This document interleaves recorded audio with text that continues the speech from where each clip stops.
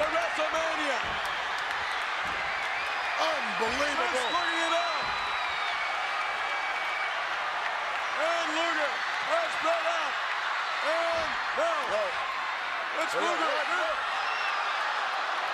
Luger threw Bret Hart out.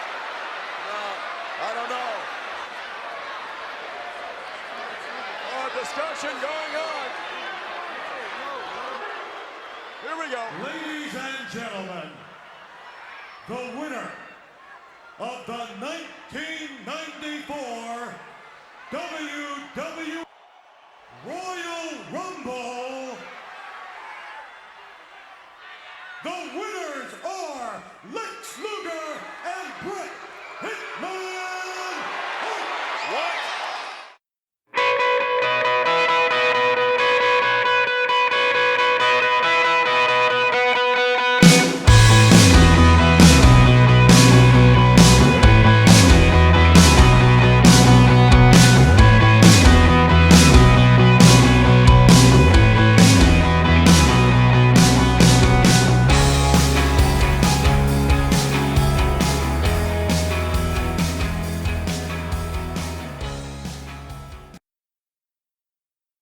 Hello, everybody, and welcome back to the Lawcast. This time, we're starting our annual Royal Rumble tour with the Royal Rumble 1994, coming up to the 25th anniversary of this one. And I got to say, I was pleasantly surprised by the quality of this show. I really think of these, 93, 94, 95 years as kind of a mess for WWE, but this show was a nice, little point of good quality wrestling from top to bottom, I felt like.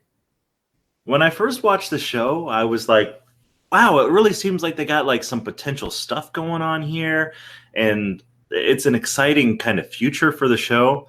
And then as I kind of sit here and think about it more and more, I guess really they just have 5 good things on the show, and they just redo them twice over the course of the night. Yeah, that's one thing with the Rumble is the undercard is always kind of so small you can get away with not having not a lot of overacts. And with the Rumble, the match itself is such an attraction that even if you've only got a couple stars in it, which this year they really only had Luger and Bret going in, and then they would make a star during the course of the match, right? As we'll cover. But that's enough to get by with the Rumble. It's for the rest of the year, you need more than that, and they didn't really have it at this point.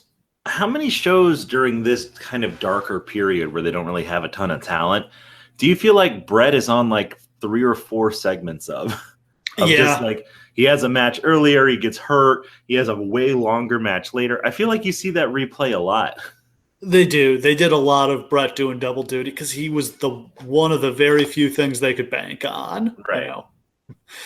Bret Hart always delivered. He carried this company on his back for years and years, and they never appreciated it and were constantly looking to replace him as their top guy, which is what they were in the midst of doing right here, because this show is all about making Lex Luger the man, and it still doesn't work. I think it's kind of ironic because I feel like literally during the course of the Royal Rumble, you can see Vince McMahon in the back being like, fuck Luger, Diesel. Yes, that is what actually happens. Yeah, I mean, Bret wins the night, but it's very clear his time on top is not going to be long because Diesel is the new hot thing. And they're not wrong about Diesel. They butcher Diesel, but they're right to push him as their top guy. Oh, God, yeah. By the end of this Rumble, the fans are losing it for Diesel. Yeah. It's interesting. I was thinking about it. We have barely talked about Diesel. We need to do some more shows from kind of his run, although they're mostly terrible. But that's a pivotal point in WWE history. Diesel not getting over has some big ripple effects that chart how everything in wrestling goes in the late 90s. If Diesel gets over and becomes the guy, Kevin Nash is not leaving for WCW when he does. Yeah, WCW never takes off. That doesn't happen. Doesn't happen. There's no Hollywood Hogan, probably no kind of big second act to Hogan's career. The wrestling world is very, very different. Scott Hall probably gets a world title run in WCW. Yeah. So, I mean, to establish where we are, the last WWF show we did was SummerSlam 1993. That was where Lex Luger challenged Yokozuna for the title, beat him, but by count out, so he did not win the WWF title. The pre-match stipulation there was that would be Luger's one and only shot at the title, so he was shit out of luck despite being the winner of the match. He would receive no rematch, but the Royal Rumble is his golden ticket. If he can win the Royal Rumble, that will override that no rematch clause in the contract, and he will get himself a title shot at WrestleMania. That's actually a pretty good setup for a championship chase. I don't think that's the issue. It's a great setup, but what amazed me was how much of an afterthought Luger feels like on this show. Because he's terrible. Yeah, like if this company, if they were really sure about Luger, you could absolutely go into the Rumble and be like, but see, I really feel like at SummerSlam, if they were going to do that, they should have screwed him out of the title instead of celebrating his win. That's, I think, the first issue. The bigger issue is just Lex Luger was not a good fit for this role, was not a good enough performer to play this role, was totally uncomfortable doing this kind of white meat baby face, like good guy gimmick, all-American. It was just not up to that role. Right. He had gotten really over as a babyface in WCW, but I feel like it was one of those deals where he was just kind of a heel who got popular, and then like just a cocky shithead, but went against the Horsemen, so he was a babyface. That's just what that is. Yeah, I think a lot of that was just they were sprinkling that Flair dust on him, and anybody Flair worked with in that era was going to get over, except Ronnie Garvin. Yeah, sorry, Ronnie Garvin. But yeah, that's one thing I would definitely change is it's fine for him not to win the belt at SummerSlam. Like that's okay. That's pretty That's not how the WWF usually books, because in the WWF, typically the babyfaces, they always win. Babyface wins their first shot at the title. But if you're going to, book a chase, you needed to book heat at SummerSlam. Like it should have been, that dastardly shithead Yokozuna got himself counted out rather than, do the honorable thing and get back in the ring and fight for his title and lose it to Luger. Like you needed to book heat there. And that would have been a perfect time to set up Survivor Series by having Yoko's crew of foreigners tune up Luger after the match. And, we go off the air with some wild heat. It's breaking down in Tulsa, that deal. Yeah. And I mean, I think that would have been a really great idea, would have built productively to this, because the storyline of Luger's got to win, he has to win or he'll never get another title shot, is amazing. That's compelling. And they've not really done, have they ever done, can you think, have they done that since? Like, I don't think they've done a storyline. I mean, I could easily be forgetting something. There's a lot of these Rumble deals, but this is, I mean, not really. Benoit 04 was kind of like that, where they made him enter number one. It was kind of like, this is the only way he's ever going to be able to get a title shot is if he wins here, because the deck is so stacked against him. And what they did with Reigns, where he's like, you got to defend your belt in the Rumble at number one, or you'll never get it back. Yeah, that was a similar setup. Right. But yeah, I think, the setup here is great. I think the issue is they didn't have the right leading man for it. Agreed. So it's Survivor Series, Luger's All-American team, which was Luger, the Steiner brothers, and hilariously the Undertaker. With the fucking American flag lining in his jacket. God, I can't believe they did that to him. And this is how him to keep using it after that. How fucked this company was back then. Like they have the Undertaker coming out with red, white, and blue lining inside of his jacket. God. Yeah, Undertaker, the story goes, literally told them his dog had eaten, like, the duster, except somehow it only ate the flag. It didn't damage the coat at all.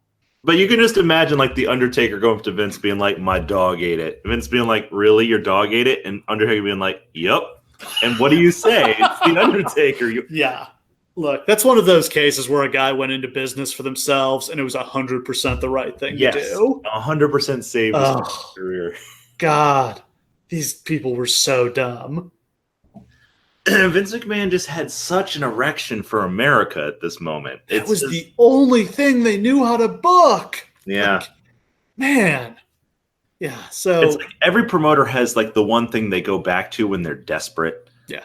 Where like Paul Heyman, whenever he was desperate, would just go back to Raven, back to Raven, back to Raven. Yeah. And Bischoff had Hogan. Yeah. In this case, it's America.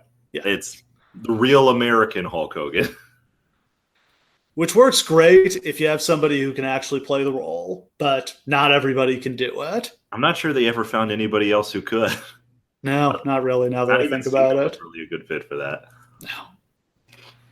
No. So Luger's team beat the Foreign Fanatics, Yokozuna, Crush, Jacques of the Quebecers, and Ludwig Borga.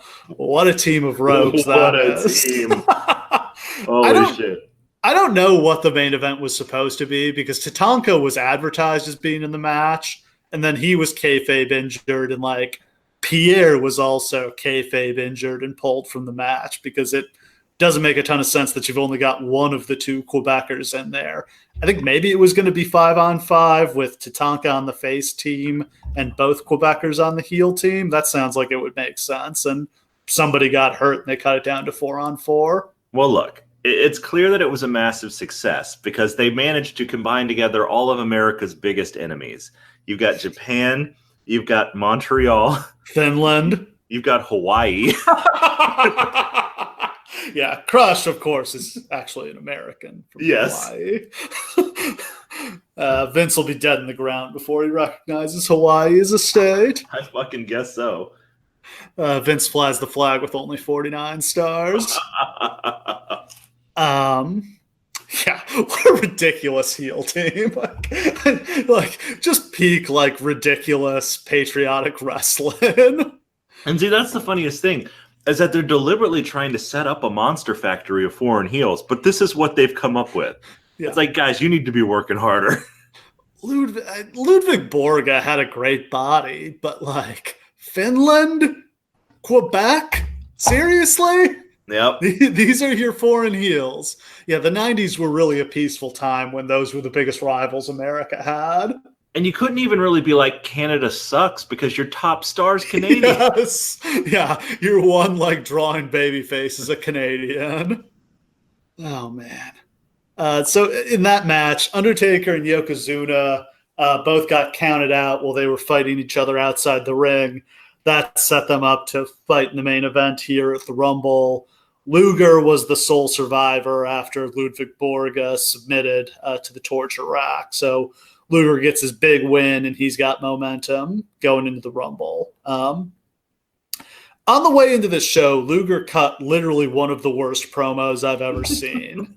It's a pre-tape, which is amazing. Like, if it's live, it's live. But this was a pre-taped interview from an episode of Superstars. I could not find it on Daily Motion, but I've seen it on there in the past.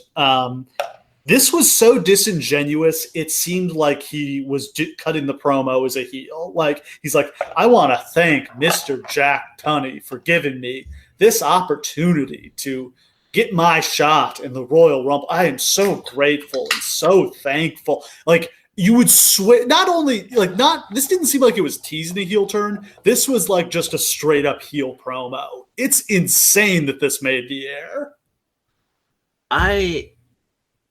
Sometimes I really wish that I could get into Lex Luger's head during this period. What do you think was going on with him? Right. It sounds like he may have had some problems at home. Bruce Pritchard told a story about shooting like a pre-tape at his house before Survivor Series, and it was just supposed to be him and his family, like, you know, wishing everybody a happy Thanksgiving, and it just took them hours to get it done because it was like Lex couldn't keep his lines straight. He was getting in fights with his wife and his kids. Like, seems like maybe there were some things going on the home front that were weighing on him as he was trying to do this. It's entirely possible. He was obviously uncomfortable with this role. He was completely out of his element. Lex Luger never responded very well to stress either. Like, whenever they tried to push him as the top guy, it was a horrible, horrible failure. Like, the more they pushed him, the less he performed. Whenever the pressure was off, he killed it, you know? Yeah, absolutely. It goes all the way back to college when he got kicked out of Penn State for tearing up his hotel room. It just seems like he had a bit of a self-destructive element to his personality. I think there's just elements to Lex Luger that we'll never completely understand. It could be like a post-concussion syndrome kind of thing where he just had trouble remembering lines and it just kept like haunting him throughout his career. I don't know. I don't want to speculate, but yeah, it's just here he should be all over this show. Like, this is his storyline. Even though Bret and him are both going to win, Bret's storyline is with Owen. The Rumble should be about Luger. Luger gets zero attention. Yeah, well, we'll get to just the comparison between him and Bret as performers, and like they are given the exact same role to play. They are both like wounded, gallant champions coming out to struggle and fight. And Bret sells the hell out of his injury, and Luger, despite having been beaten up 5 minutes beforehand, like comes out looking like nothing happened to him. It's just like this guy just seemed to not understand how to do professional wrestling. Yeah. Like he gets tuned up backstage. Then when he comes out, they're selling like, oh, Lex Luger, so heroic, fighting through injury. And he's just walking to the ring like nothing's happened to him. Like, just, I don't get it. Like, it's like he didn't say, like, he's in that pre-tape getting beaten up. I know he knows that was part of the show. Why isn't he selling? Yep. It's baffling. It's also so fascinating that they give them exactly the same role to play. It's almost like they're trying to decide in their own mind who it's going to be. Well, and from that, it's really obvious who's better at this. Yes, it is. So like we said, Yokozuna is going to be defending the world title against the Undertaker in a casket match. Undertaker cut some great promos on the lead up to this, where he's working in his shop, building an extra large casket for Yokozuna. I really love like these Undertaker promos. I loved the creepy locations they would find for them. And Taker and Paul Bearer are just so perfect in these roles. Yeah, I almost completely forgot that they ever really went in on him being an actual Undertaker. Yes. But it's such a great element to the character to be like, in every casket match, I personally build the damn casket. Took the whole forest of wood to build this one. But yeah, it's cheesy, but man, it worked. It's something that only the Undertaker could pull off. Yep. I mean, a tribute to how good of performers he and Paul Bearer were. Absolutely. It's just so perfect. I almost wish that he had won the title here. Yeah, but he's injured. He's going to end up taking about 8 months off after this. This is his last show until SummerSlam. And then we'd be deprived of what it is that they actually did do, which we're going to talk about for like 5 hours. Yeah.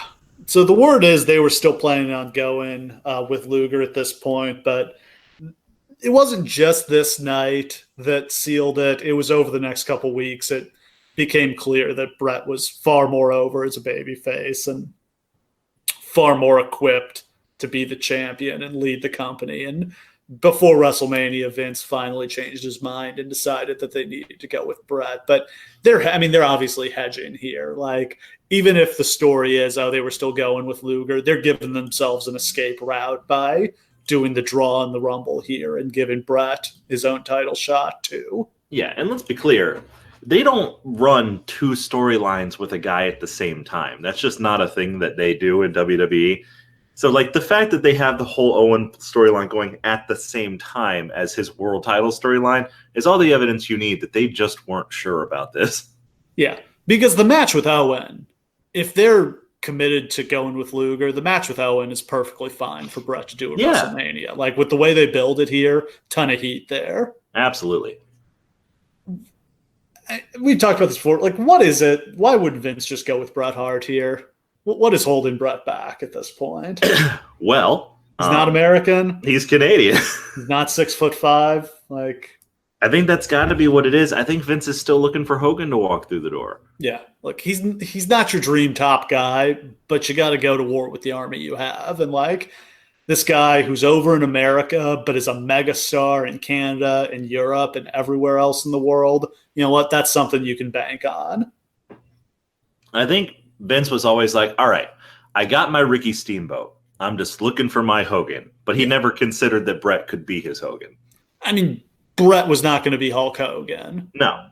But in the end, he's the guy they end up kind of going. They end up having to go with him, but it's always reluctant. But this is the lesson that they kind of learn later. And it's to WWE's credit that in the thousands they kind of learn this, is that you have to change your company to suit what top guy you have. Yes. You can't just plug people into the formula and expect it to work. Like when they got Cena, it took them a couple of years to realize we can't just treat him the way that we treated Austin and Rock and Hogan. We have to change the way that we do our booking to make him look better, to like suit what he does. And they did. And it actually wound up being very successful for them towards the end of the thousands. But like the mid thousands were trash while they tried to figure that out. Yeah, I mean, and what we've said before is I think it would have been better if they had gone with Bret as champion and tried to just change their product to suit his strengths, make it more about in-ring competition, athleticism, long 30-minute top caliber championship matches. But instead they were still trying to do the 80s stuff with a different set of characters that weren't suited to it. And what's really ironic about that is that what you're saying is that they needed to make their product the NWA. Yep. And at the same time, WCW was making their product WWF. Yes, and doing a very shitty job of it. So they could have just flip-flopped. And I think the demand for NWA style stuff was more. It would have been smart for WWE to kind of, you don't have to go all the way in that direction because that's just not what your fans want. They don't want Southern style wrestling. But just that sort of athletic presentation, it probably would have been good, at least as a stopgap until you figured out what you're doing. I mean, you look at the guys they have at that point, it's mostly guys who are pretty suited to that style. They have Bret Hart, they got Shawn Michaels, Bob Backlund. Like, those are guys who can wrestle long, high quality matches. Like, make that what your company's about because that's what you're good at. Absolutely. You got the Steiners. You got guys who wrestled that style already. Yeah. God, Scott Steiner needed a singles push in this era. Okay. I know we've talked about this on another podcast, but is Scott Steiner the answer to this question? Man, he's kind of awkward, but maybe you can get him to pull. I mean, he's got charisma. He doesn't really discover it until he starts ripping off superstar Billy Graham in 1999, but there was a lot of potential there. If you just have him be like a no promos, like fucking people up kind of an all-American babyface. Yeah, it was the year before this where they were pitching Vince, like, have Scott come in early in the Rumble and run the table and win it.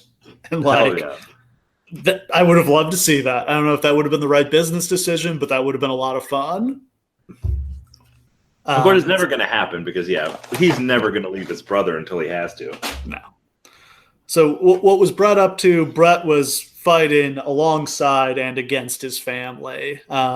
His feud with Jerry Lawler took a turn at Survivor Series when Lawler started mocking Stu and Helen Hart, which led to a proposed Survivor Series match featuring Jerry Lawler and his Royal Court of Knights against the Hart family, Bret Hart, Owen Hart, Keith Hart, and Bruce Hart.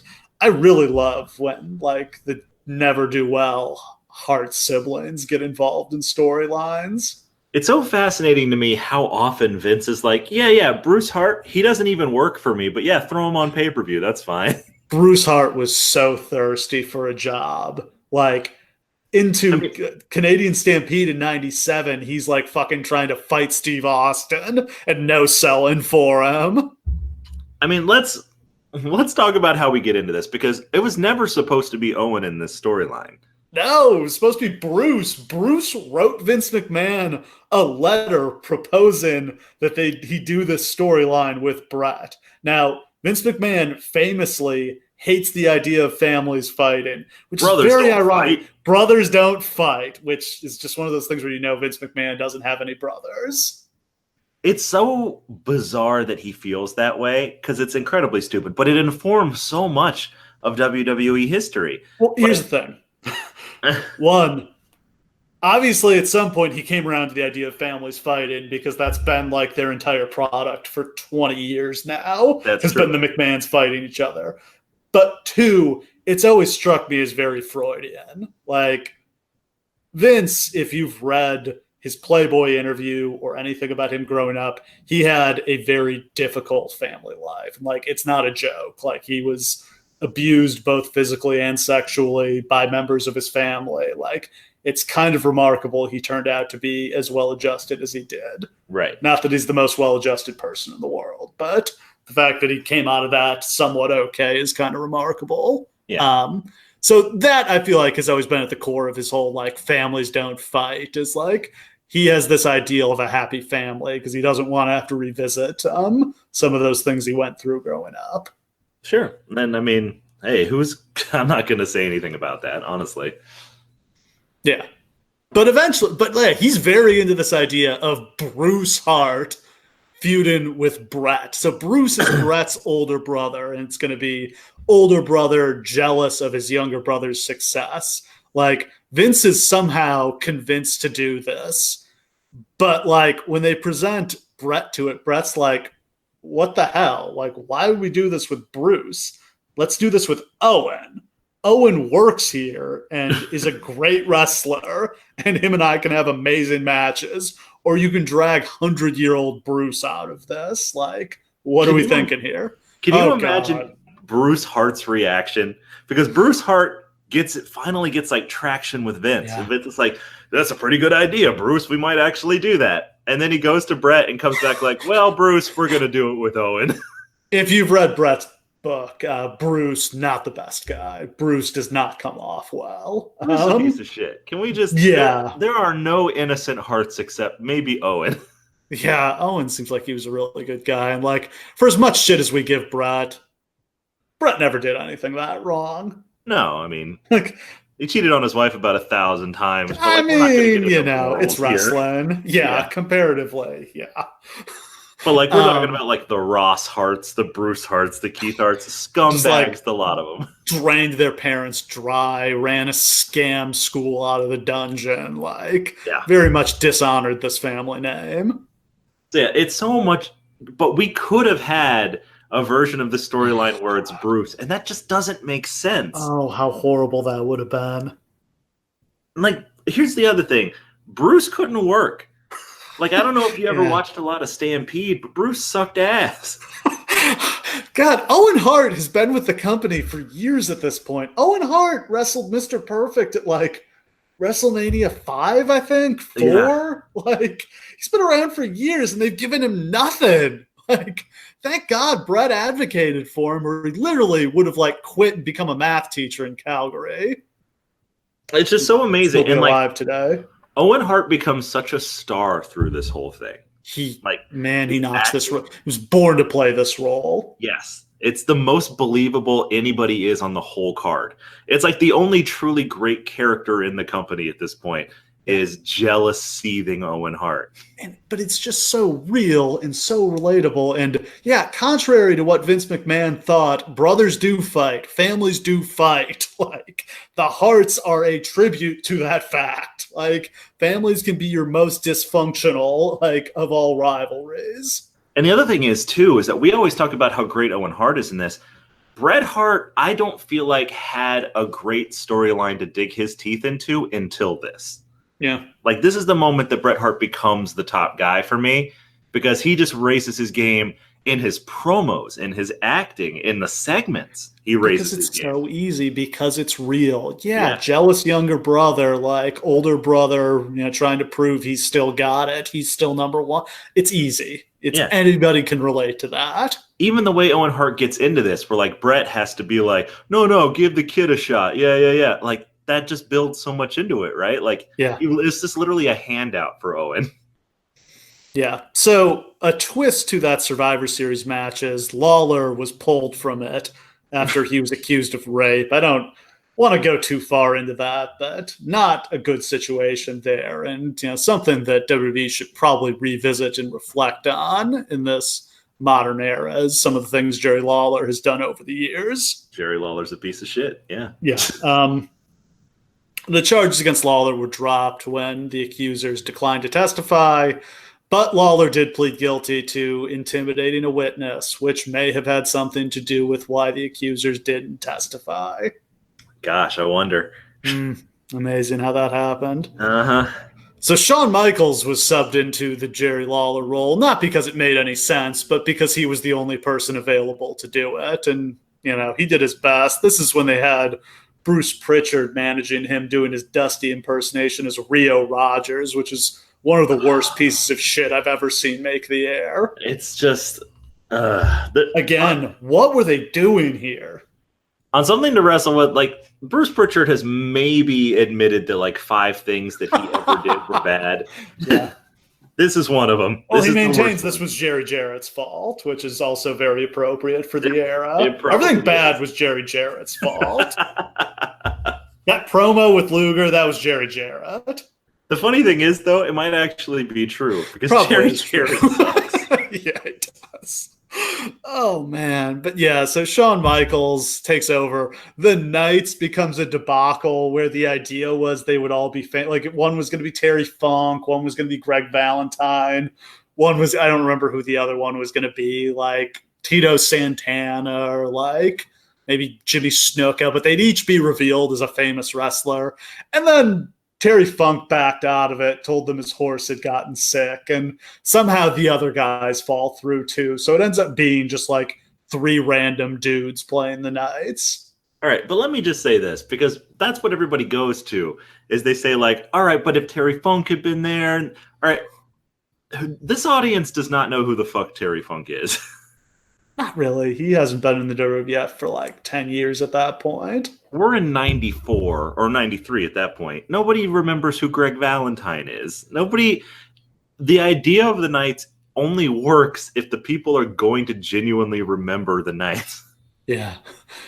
If they had been like part of Bret's career from beforehand, like maybe one of them's like Neidhart or something like that. But you can't just have 4 random old timers show up. Fair. So in that match, the Harts are just cleaning house, like making quick work of the Knights. It looks like they're going to all win together, survive as a family.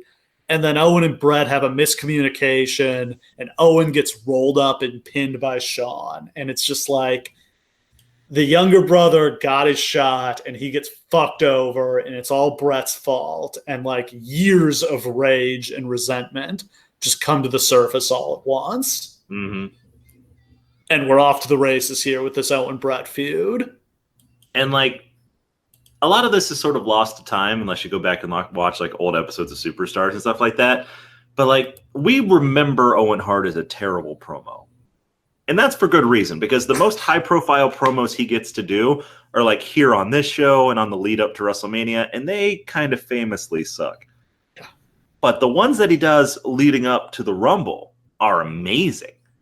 Where he's just like, Bret, I'm sorry, I didn't mean to. Fuck, I messed up. And then the next one, he'll just be like, you know what? Fuck you, Bret. No. And like his family's trying to talk him down. It's very compelling. Well, and that's what's great is he's doing that promo Luger accidentally did, the disingenuous one, really well, where he's like, I'm so happy to be teaming up with my brother Bret, and we're going all the way. We're going to be the tag team champions, and that's all I've ever wanted. Like, it's fantastic. Yeah, and it's one of those things where, like, you want to believe it's true, and Bret believes it's true, but you can just see it in Owen's eyes that it's Bret's not. An idiot. Yeah. Like all baby faces, Bret is stupid. It's funny. I mean, we'll get to the match, but I really genuinely feel like the Owen character intended to change. If they win the titles here, maybe it's okay. Probably goes along with it if they're the tag champs. Like, yeah, that's probably good enough. But yeah. So the storyline is Owen was mad at Bret, challenged him to a match. Bret refused to wrestle, didn't want to fight his brother. And then they say, over the holidays, they sat down and they hashed it out with their family and they reconciled. And Bret announces he's retiring from his singles career and he's going to focus on forming a tag team with Owen. And that's going to be the new focus of his career. And yeah, we're off. Which also, is this the most babyface thing anyone has ever done? Is be like, I'm a top world champion level wrestler, but for my brother, I'll give it all up to be a tag team wrestler. Like, what?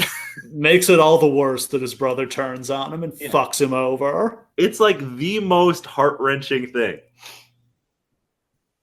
Some other random oddities from around this time. The WWF was exploring creating the World Martial Arts Federation, which the idea was a Saturday morning TV show with worked karate fights. Am I crazy, or does that actually sound like a good idea? I mean, I don't really know what it would have looked like, but it probably wouldn't have sucked. Yeah, I mean, it might have sucked. I don't know. It Like, sounds workable to me. Like, I can imagine kids being into that. yeah, I just don't know how like work karate fight would have looked. But if it had been like kung fu movie level shit, like I don't see why not. Let's fucking go. This falls apart because none of the martial artists are willing to lose to each other. There you go. Which is just classic. It's the same deal Kurt Angle had when he was first coming into the WWF. He was like, oh, well, I mean, it sounds like fun, but I could never lose. That wouldn't be legitimate. Which, like, I get how you get in that mindset for your entire life, but it's like, come on, man. Yeah, this is a chance to make a lot of money and not get beaten up doing it. Doesn't that sound like a good deal? I guess what's more fascinating about that is that the flirtation with Vince McMahon owning mixed martial arts starts here. Big dog that didn't bark. It's a big what if, because he almost did buy the UFC a couple times. Yeah. Like there's an alternate universe that's very similar to ours where Vince McMahon owns UFC. Jesus, can you imagine what that looks like? It looks like it does now, Steve. Yeah. Because they book it exactly like wrestling. Yeah, I'm just imagining in the crossover you can do. Yes. Ken Shamrock being in both main events, and Kurt Angle definitely would have been shooting. Yeah. But see, then we get into Inokiism. Yes, that's what would have happened. Is it would have become Inokiism and gotten ruined. Yeah, because then Vince would have been like putting Kurt in fights, but fixing them, and that would have infuriated people. You can't make John Cena the world champion. He's not a shooter. Oh my God! So they put John Cena in shooting. Dude, no shit. It's not stupider than making Jushin Liger do it. God, you're right. Holy shit. But I mean, there would have been so much more. But like when Brock comes in, he's even bigger because he's doing both as a young man. You got Lashley, who was a shoot fighter who could have done it. All roads lead to Lashley. All roads lead to Lashley. For the Royal Rumble, Kabuki and Genshiro Tenryu were brought in as storyline mercenaries for Mr. Fuji to take out Luger. This is part of WWF's working agreement with the Japanese promotion War. Just a weird little curiosity. Tenryu has previously worked for the WWF. He was at WrestleMania 7 teaming with infamous shithead Koji Kitao to defeat Demolition.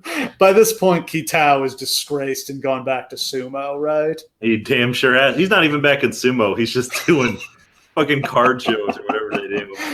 Oh, man. It is so weird to see Tenryu, who was maybe one of like the 10 biggest names in Japanese wrestling history. Doing fuck all here. Him and Kabuki as mercenaries. And that's one of the funny things. It's like these are two huge Japanese names supporting a fake Japanese heel. And it feels so strange. A very weird time in wrestling. But also interesting, the WWF working with Japanese promotions is always interesting to me because it seems way out of character, but they did it a bunch. It's just not really, it's not remembered the way WCW's relationship is because they didn't promote it the same way. They would just do the big shows over in Japan. Right. And they kind of do this ass backwards. Like, Genshiro Tenryu is an amazing legend. Like, his fucking feuds with Jumbo Suorta and Giant Baba, unbelievable. He managed to be a top name for like 30 years straight, started his own promotion like 3 times. Amazing. He is not the right guy to bring in here at the age of like 45 to be like a credible henchman to Yokozuna. Same with Kabuki. Kabuki's an old ass man at this point. He looks like shit. There are way more people in War that you could have brought in for this role, but they're like, it's almost like Japanese wrestling fanboys are the ones who get to choose who comes over. Well, the thing is, who in Vince's inner circle knows anything about Japanese wrestling? I almost feel like Pritchard's the one who knows the most about it. That's a scary thought. And I guess maybe that's what it is. He's just like, oh yeah, I'll take the people who I've heard of. You guys, you come over here. Is Fuji the connect? No, because see, Fuji, despite the fact that he's Japanese, like he might have some influence, but he never really worked in Japan. Yeah, he was always an American guy. Yeah. I don't know who, and unless what it is they're just like talking to the heads of the companies, and like Tenryu was the guy who ran War, so he's just like, yeah, I'll send myself and I'll get the paycheck and the American notoriety. Sounds about right. They also have a working agreement with Smoky Mountain Wrestling. It doesn't factor into this show. Kind of oddly, the Rumble is the perfect time to have some surprise guys from Smoky Mountain show up, but they didn't do it. This Rumble could have used a little sprucing up with some surprise entrants, but at Survivor Series, the Rock and Roll Express unsuccessfully challenged the Heavenly Bodies for the Smoky Mountain Wrestling tag titles. Gotta love the Rock and Roll Express in the WWF and a Smoky Mountain Wrestling Tag Team Championship on a WWF pay-per-view. Do I have to love it? No, you don't. Because I don't. I liked the Heavenly Bodies. I thought they were a great tag team. The Rock and Roll Express by 1993, not so great. I mean, any tag team that you put together during this period is just kind of thrown into the gutter because there's no tag division really. Yeah. There's nothing to do. You got the Steiners, and it's a big drop-off after that. It's so funny because you mentioned that they had a working agreement with Smoky Mountain, and it just occurs to me that Vince McMahon was weirdly toothless during this period. Like, there are so many working agreements with promotions smaller than his. And like after the 80s where he pretty much slashed and burned and stole everything, it's kind of weird that he's being like, all right, let me give back. Let me like help out over there, and I'll throw some money at Jim, and let's partner up with the Japanese promotions instead of running our own shows there. It's odd to me, like the switch over where he's just like, let me plant seeds to help the business rather than raising the ground. Yeah, but also he badly needs some help at this point. And I guess that's what it is. Yeah, but it's out of desperation.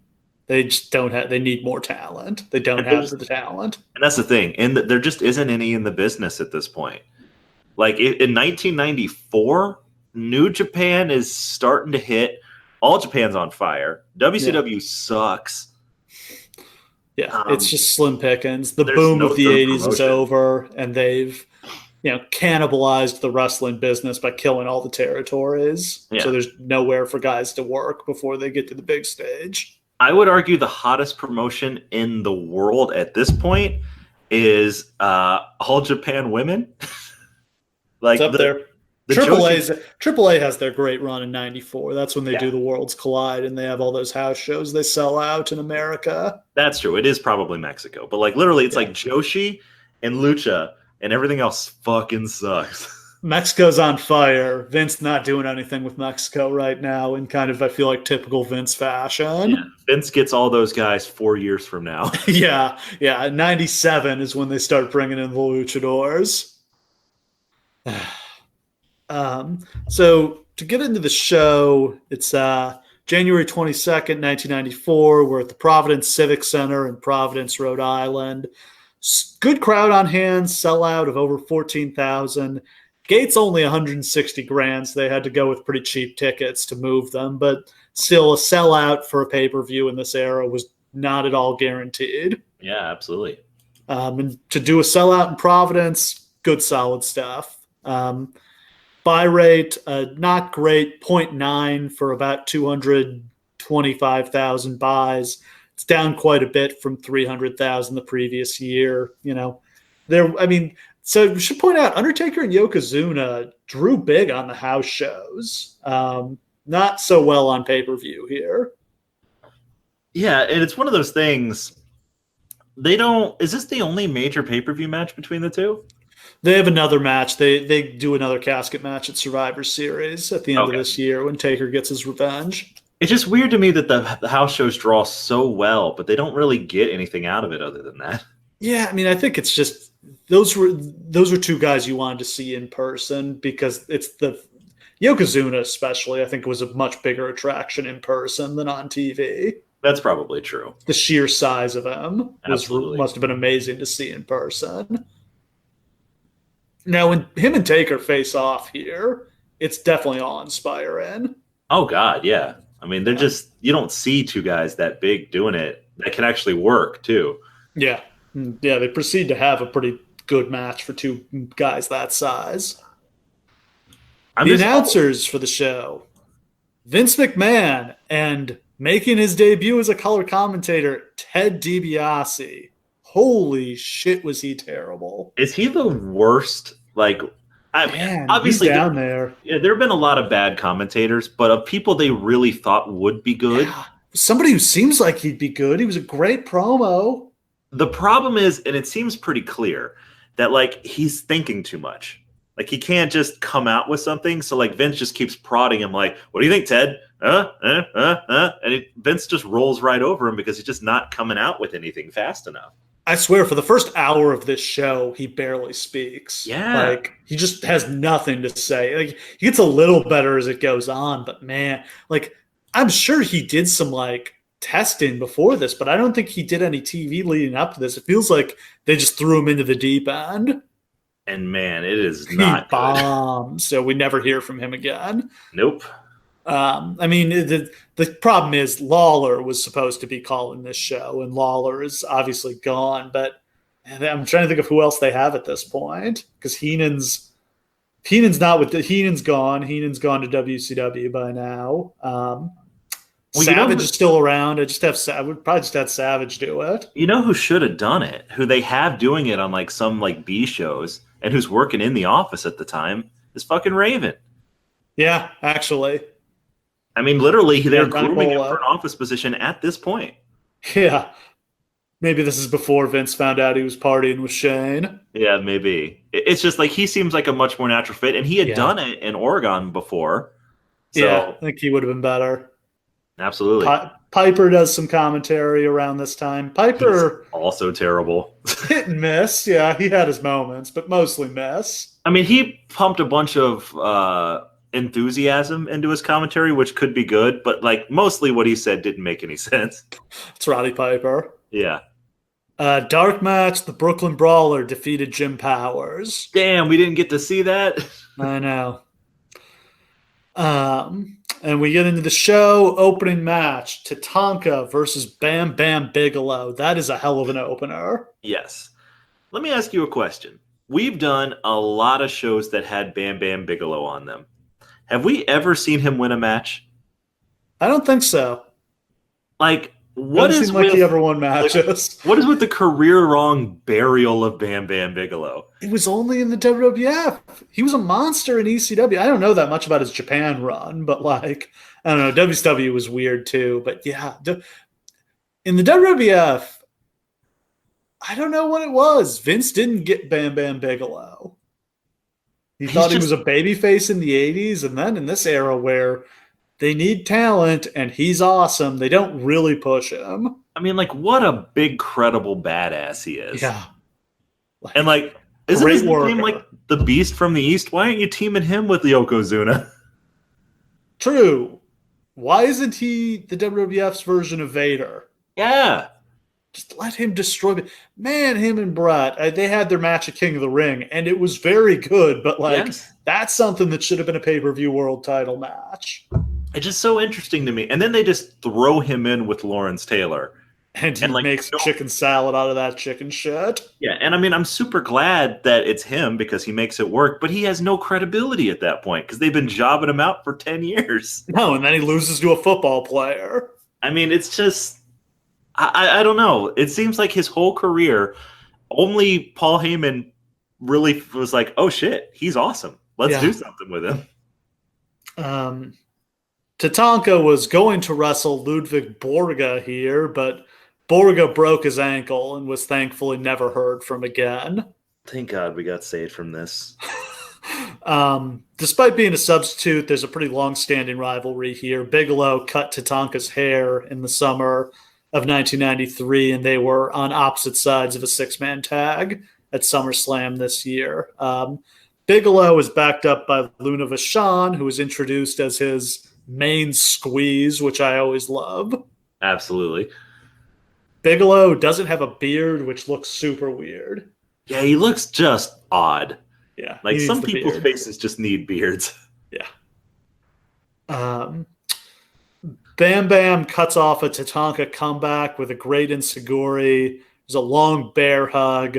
Tatanka fights out, hits a big power slam.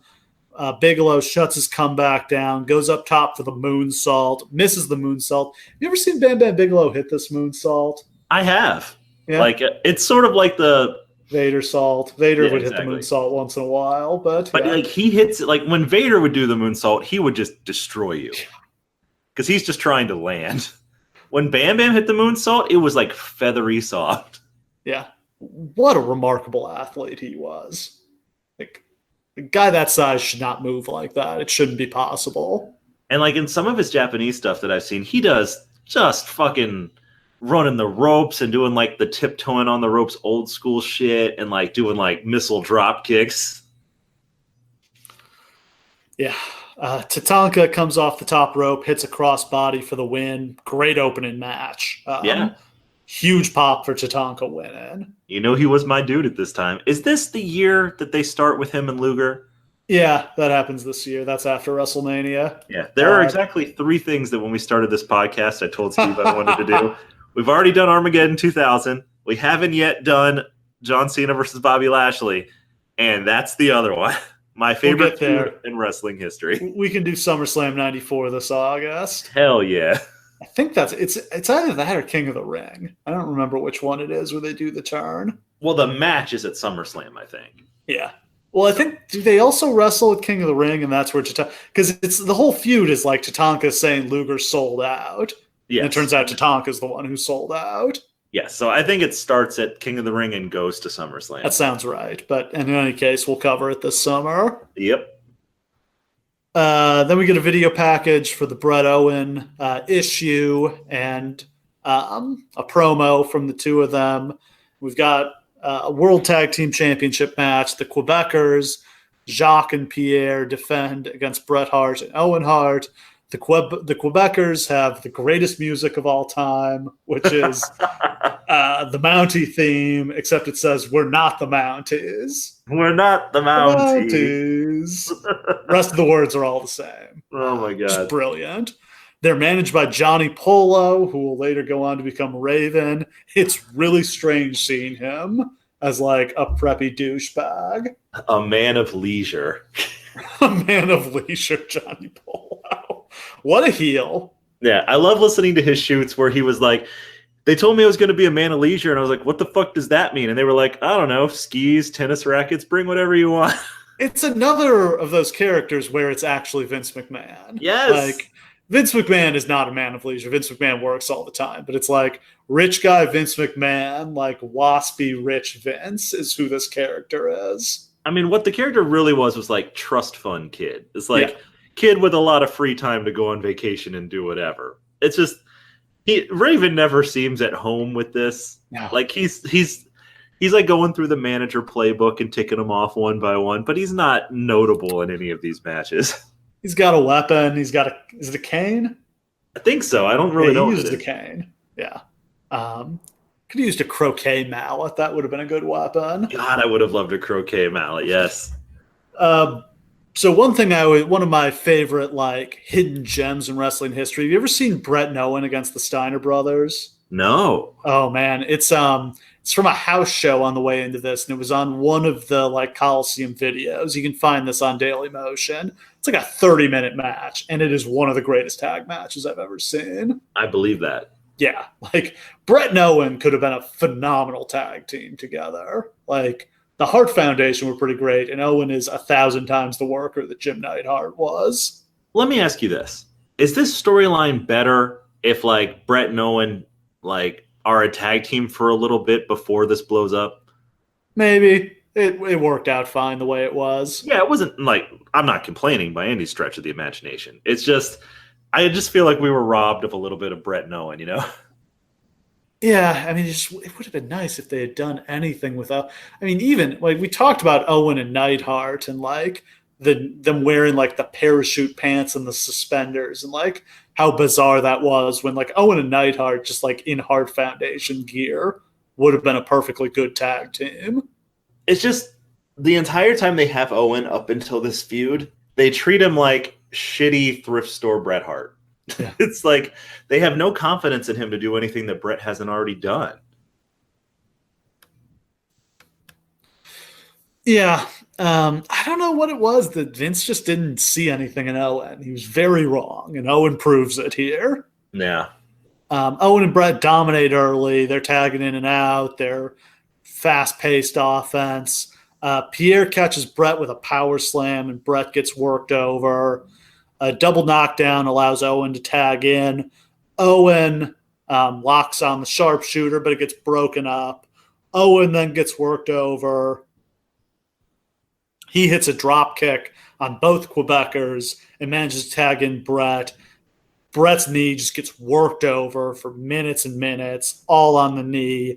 Bret can't even walk. The Quebecers go for their finisher, the cannonball, which is like an assisted swanton bomb. Great finish.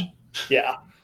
Bret could tag out Owen, but instead he tries to lock on the sharpshooter. His knee gives out and the referee very abruptly stops the match. Like, you don't really even know what happened, but referee stopped the match due to Bret's injury, and the Quebecers retain the titles. I mean, this is kind of before, like, they get really a lot smarter about finishes than they were at that time. Like, these days, he would have just gotten rolled up, right? Yeah, that would have worked. Or I just, like, the natural idea is have Bret get put in a submission, but they don't want it to seem like Bret gave up, even if the referee stopped it. Or have, like, maybe, actually, it's probably even hotter if, like, Stu or Helen's in the audience and they throw in the white towel or some shit. Because then Owen's like, what the fuck? Yeah, his parents betrayed him. Yeah, so whatever the case is, this is a good match. Yeah. The Quebecers are good, man. They're a good team. Yeah, I mean, Jacques could work. Pierre was a stud. Like, Pierre, unfortunately, gets saddled with that pirate gimmick, but him and Bret have an awesome match at one of the In Your Houses when he's doing the pirate deal. It's really rare that when I go back and watch matches like this, especially ones that I very vividly know what happens next and I know the whole storyline and stuff like that, that I get kind of like wrapped up in the match. But this one, like, I was right back being 8 years old watching this on VHS. Like, I was like, no, Owen's not going to betray. Like, at the beginning, the Quebecers are trying to convince Owen that, like, Bret hates him and isn't here for him. And Owen's like, no, fuck you. We're going to do this. Yeah. And I was like, yay, Owen. Like, actually be a good brother. Yay, it's going to work. Like, I was actually emotionally invested when Owen turns on Bret. It's a great turn. Like, it's famous for a reason. And they draw it out. Like, Bret just tries to get up agonizingly for like 3 minutes. And Owen's just staring at him in disdain and disbelief. And just like yelling at him like, you could have tagged me. Why didn't you tag me? Just too damn selfish. And that's why he kicked his leg out of his leg. So yeah, Bret finally gets to his feet. Owen kicks his leg out from under him and stomps on him. Great heel turn. Crowd is furious. You know, can't believe Owen's betraying his own flesh and blood like this. And it's such a small thing too. It's not like he like hits him in the head with a chair or anything. He just casually kicks his leg out from under him. Like, fuck you, Bret. Yeah. Owen storms to the back, yells into the camera that Bret should have tagged him, but he wouldn't because he's too damn selfish. This is one of the best cinematography things that they've done since like the Hogan days. Is like as a bunch of people are literally carrying Bret to the back, up on the screen in front of Bret that we watch over Bret's shoulder is Owen cutting this promo on him. Just goes on a rant and famously, sadly, bungles his line and says he kicked Bret's leg out of his leg. They let this promo go on at least 2 minutes too long. Yeah. Because like he runs out of shit to say and he just keeps saying selfish over and over and over. But yeah, I mean, great moment, great storyline, sets up. The Bret Owen feud is one of the best things in the new generation. One of the best drawing, too. And like Owen is like a liquid hot heel here. Yeah. Who could be more hateable than like this selfish little piece of shit that betrays his family? Yeah. And like, but the great thing is that all the best heel turns are done with like at least a hint of like the heel's right. He has a point. Yeah. Bret should have tagged him. And it probably is because Bret thought he could do it all by himself because Bret is in that singles wrestler mentality. He wasn't ready to be a tag wrestler. But like, so the fans at home are like, yeah, but fuck you. Like, how could you say that? Is the thing. That's what makes him a heel. Like a babyface would have a point, but he wouldn't turn on his family like that. Right. God, it's just so good. Like that's watching that on this show. Like if all the rest of the show had been terrible, I still would have liked this show just for this part. Next up, for the Intercontinental title, we've got Razor Ramon defending against IRS. I always enjoy IRS. Like, Mike Rotunda is a very boring wrestler, but God, I love this gimmick. Like, so cheesy and ridiculous. Of all the cheap heat anyone's ever tried to get, I see a lot of tax cheats in the audience tonight. It's got to be the weirdest one. You tax cheats. Just like the ridiculous feuds he would come up with, like when he feuded with the Undertaker because the tax, the only two things in life that are constant are death and taxes. Weren't they going to make them a team? Yeah, that sounds like something that would happen. Death and taxes. Yes. Everybody feuded with Tatanka because Tatanka was gifted a Native American headdress and didn't pay the taxes on it. You could literally do that with anyone. Yeah. Like, oh yeah, you didn't pay your taxes. I'm here for you. I almost wish he had been like sort of like the APA and just like come out at the end of matches to be like, hey, by the way, you didn't pay your taxes. Yeah. Nice that you got the winner's share of the purse. That's just going to mean a bigger tax bill. So we switch commentators for this match because they go to Jim Ross and Gorilla Monsoon from Radio WWF. What a team that is. It's very weird because you don't really think of them being around at the same time. I liked them together. Radio WWF was probably not a good idea and didn't last very long. Basically, it's just you could listen to the pay-per-views on the radio. I'm sure they justifiably were worried this was going to cut into their pay-per-view revenue. Yeah. I kind of like listening to like sports on the radio and stuff like that. So it's probably something that I would have done if I knew that it existed. If I was ordering the pay-per-view, I would have turned the commentary on the TV down and just listened to these guys call it on the radio. God, yes. And this is the Jim Ross that like later as he settles more in, he gets more relaxed. This is, I got something to prove. I'm going to talk Jim Ross. Yeah. He is fired the fuck up. And Gorilla Monsoon doesn't care. No, yeah. Gorilla Monsoon's like, oh yeah, sure is. Forget about it. Gorilla Monsoon is me when we do WCW shows, and you're like, and then he did this, and I'm like, yeah, he sure did. How about that? So Razor won the IC title after Shawn Michaels was stripped of it for failing to defend the title. In reality, Michaels was negotiating with WCW and very conveniently failed a drug test as that was going on, as so often seemed to happen. Yes, and he was furious. Yeah. Isn't that when he like threatens to quit the company, or like what exactly happens? Because he like does something drastic. Well, he was threatening to leave with WCW. This is also when he was claiming like, I can't be on steroids. Look how fat I am. He was too.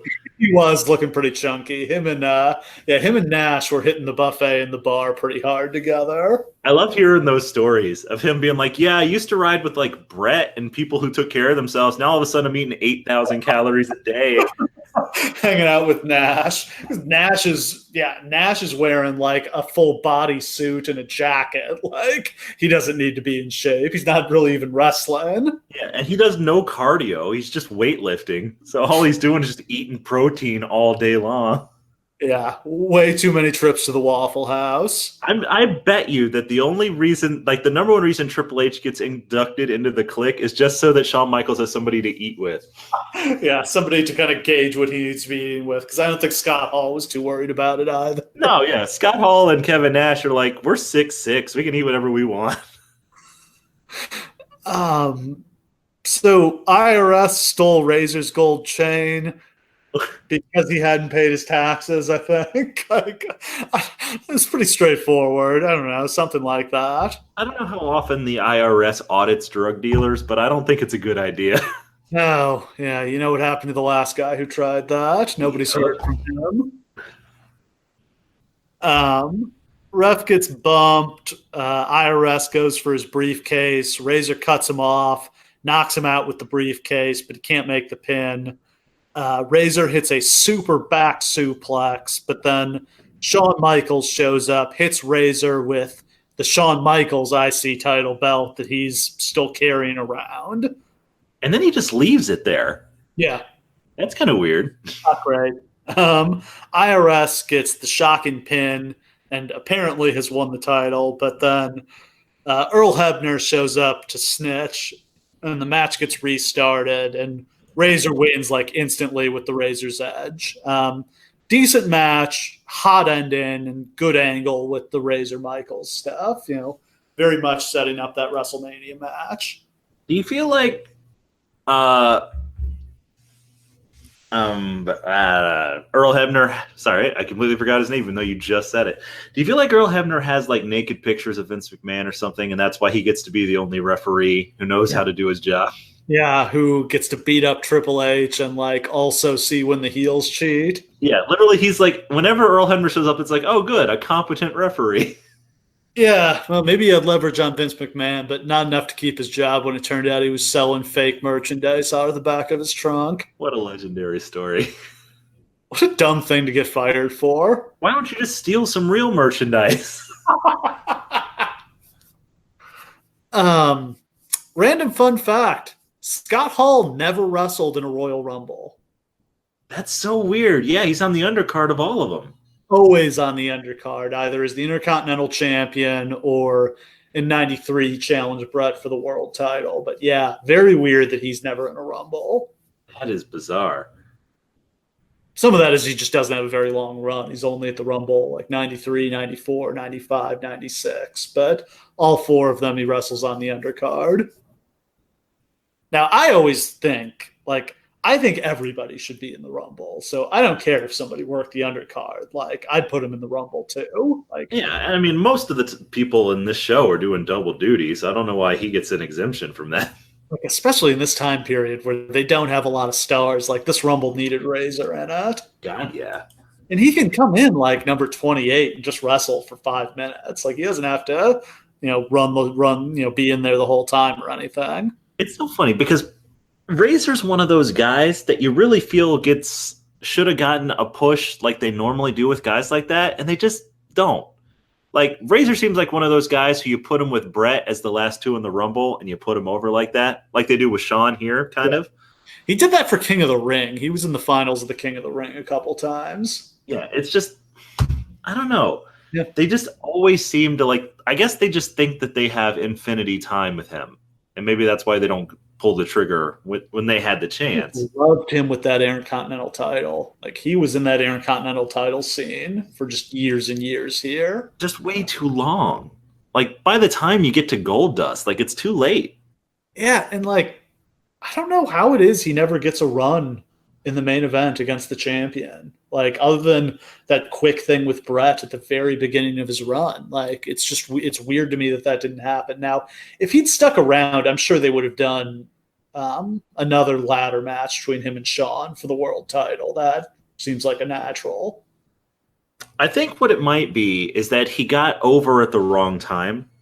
Because, I think as a top heel, he definitely would have gotten there. But he got over too fast, and he wasn't what they were looking for from their top babyface, and they were trying to figure out between Luger and Bret, so he just got put on the back burner for a couple of years. Somebody more clean cut than the drug dealer. Yeah. So if he doesn't get so over as a babyface, maybe he gets a better run. But there's just no room for Razor Ramon when you're trying to sort out who the top guy is going to be. Cursed by being too good. The Scott Hall story. Happens to a lot of guys. All right, so we got our world title match. It's a casket match for the WWF Championship as Yokozuna defends against The Undertaker. Yoko has both Jim Cornette and Mr. Fuji backing him up. Taker has Paul Bearer. Yeah, I mean, the face-off may be the highlight of this match, just seeing these two guys go face-to-face. Yeah, it really is. Taker dominates the early stage of the match. He hits the rope walk, misses a lariat. Yoko goes for a chair shot. Taker blocks it, gets Yoko with 2 chair shots to the back. Yoko turns the tide, hits Taker with the chair, then hits a shot to the back of the head, which always makes me cringe. Yeah.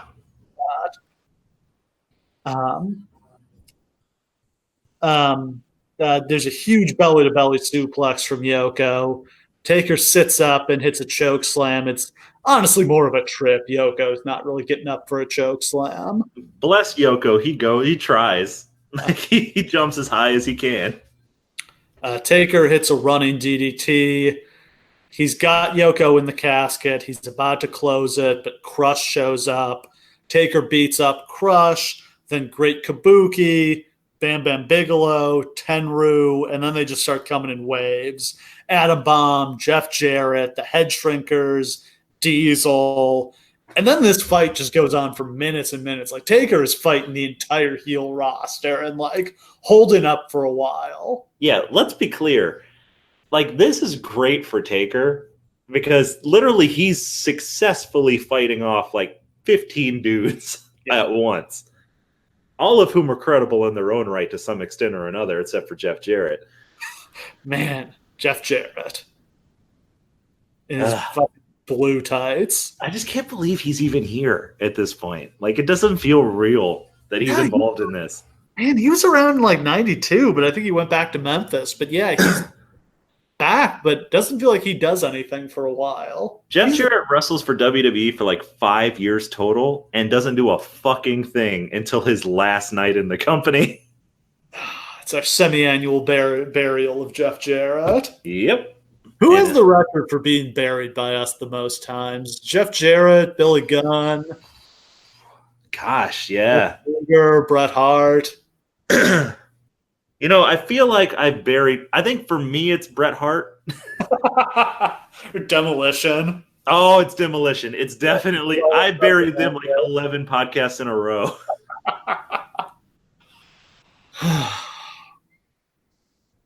Oh, man. So Taker gets locked in the casket. Yokozuna retains. It was a good match, actually. I enjoyed it. Yeah, I mean, it's really good. But to be honest, if it weren't for what's about to happen, I would look on this as a major success. This is some profoundly silly shit that's about to happen. But what you're setting up is that the Undertaker's got like people to run through to get back to Yokozuna, which is great. I mean, that's exactly the kind of storyline that you want to do. Give the Undertaker people to get fed through. It's not like it's going to hurt fucking Adam Bomb and Crush to like have the Undertaker kill him on the way to Yokozuna. You're creating a large sort of semi-stable of people for the Undertaker to run through while you can do other stuff with Yoko. It makes total sense, right? And then that's your house show loop for the next year. Unfortunately, then we get this next part, which, again, Something to Wrestle With did this show. And Bruce Pritchard defended this shit to the death. This is among the stupidest things that they've ever done. So first, green smoke comes out of the urn, signaling the Undertaker is in distress, or that there's a new Undertaker. Maybe that's how that works. It's like the Pope. Heels then wheel the casket up the ramp. The lights go out. The gong sounds.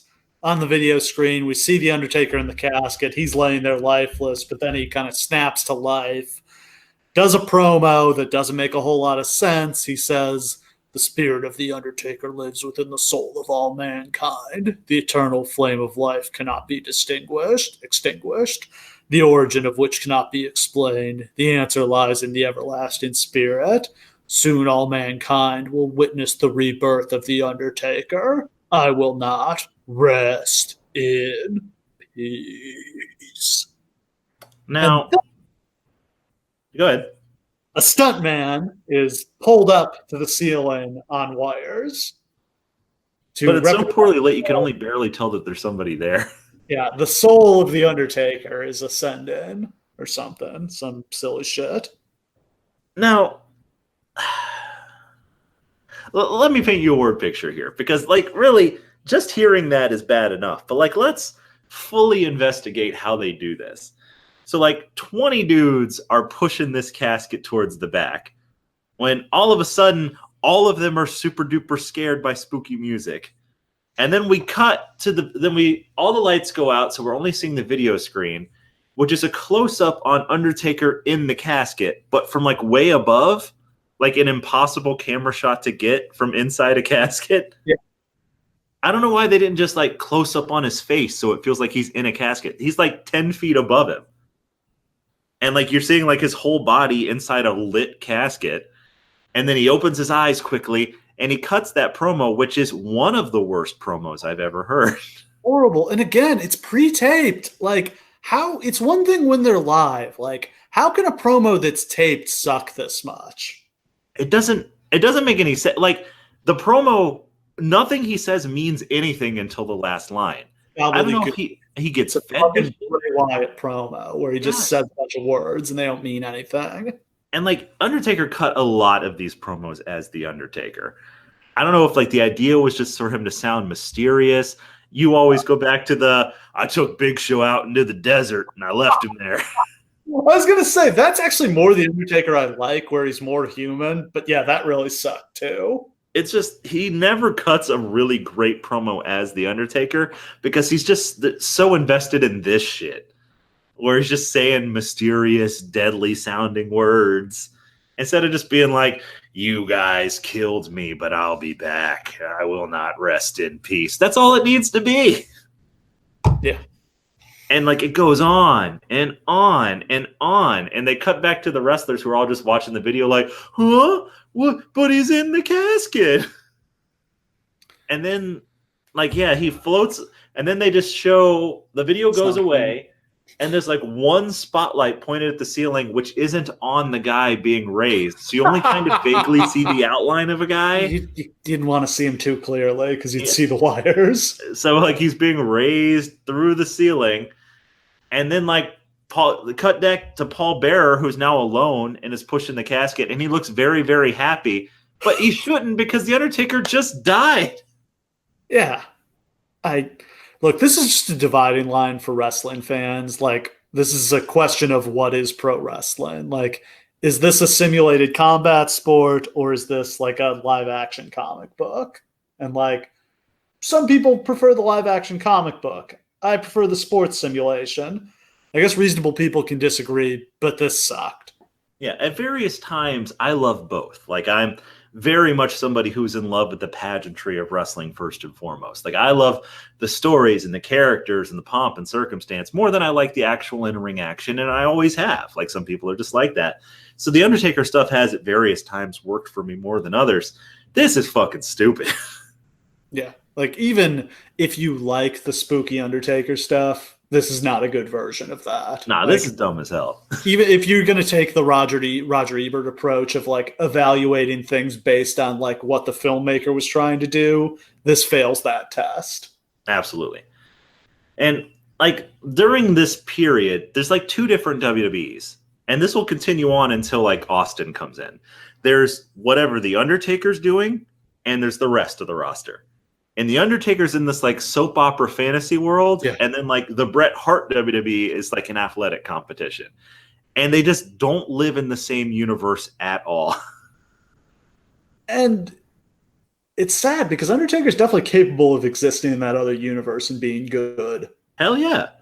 Like, saw him have a very good match with Yokozuna here until the shenanigans. Like, him and Bret had some really great matches against each other. He's a versatile enough performer, he can pull that off.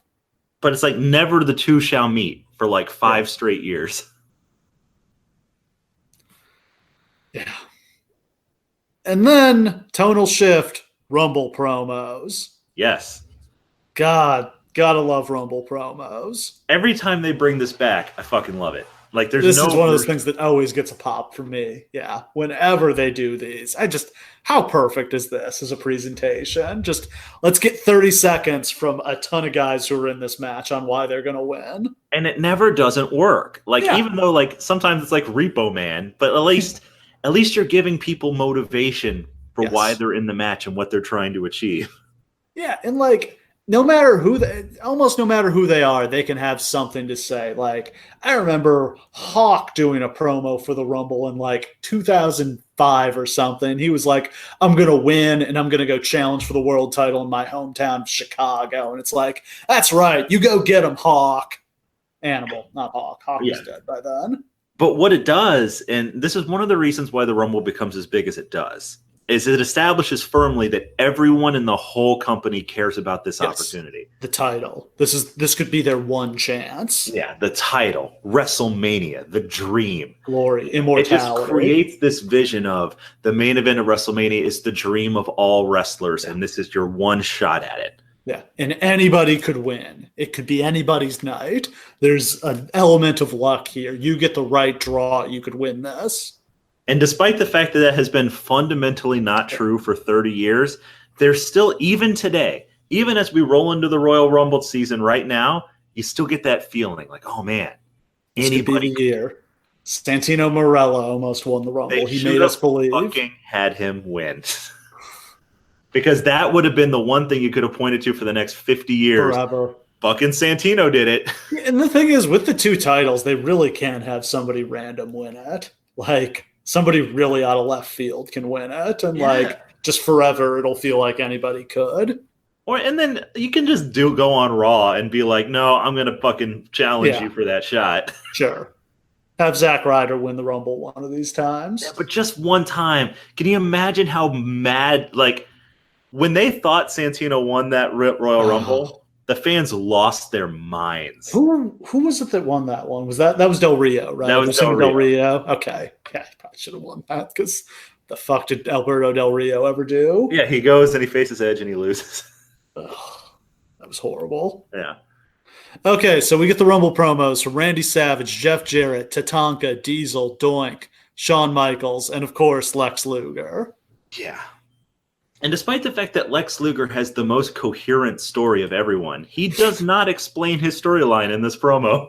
God, Lex Luger sucks at wrestling. All you got to do is be like, this is my shot, my one opportunity. If I don't win tonight, I don't get another shot at the title, which is everything that I've wanted for my career is to be WWE champion. Tonight's my night. He doesn't say any of that shit.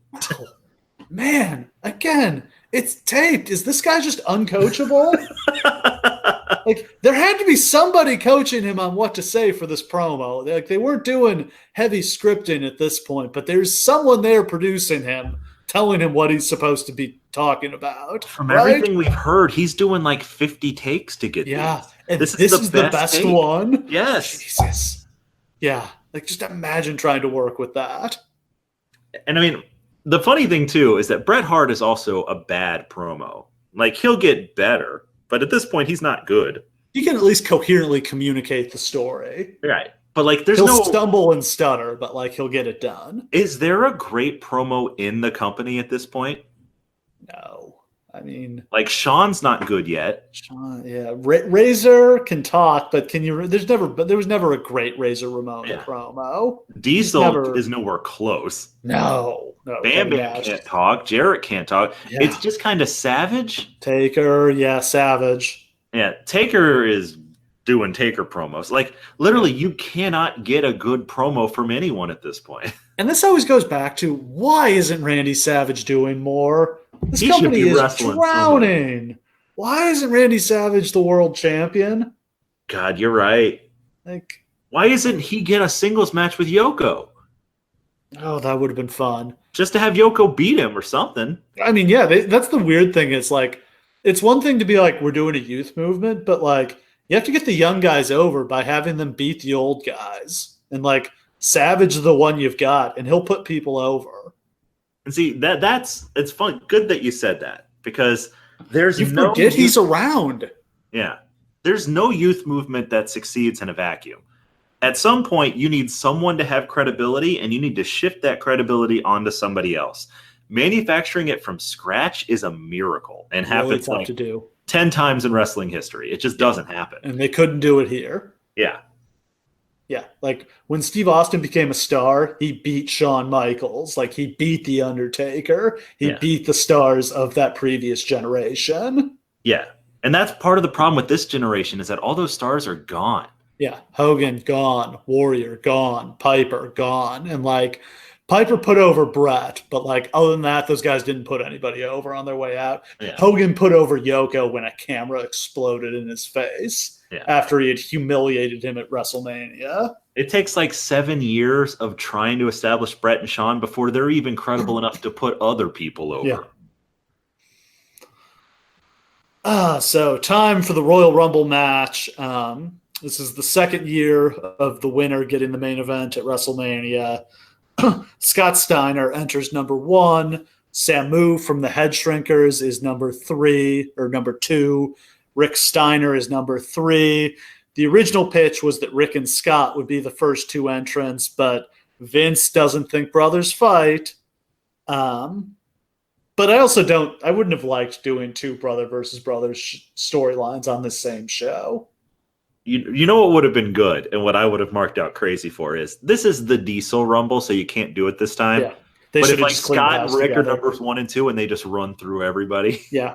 Or like, yeah, I mean, that's always been my thing. It's like, oh, Demolition 1 and 2, they got to fight each other. It's like, no, they don't. No. Like, just fucking take everyone else out and then go at it. And then, like, yeah, you guys can determine. I mean, so we always talk about this, like, ideas for this kind of thing. This has only happened, like, once in Rumble history, and it was the fucking new Nexus that cleaned house and did this together. Like, what a great idea. Like, you keep the Steiner brothers in the whole time, and then it comes down to, like, them and Luger and Bret, and it becomes, like, half a tag team match.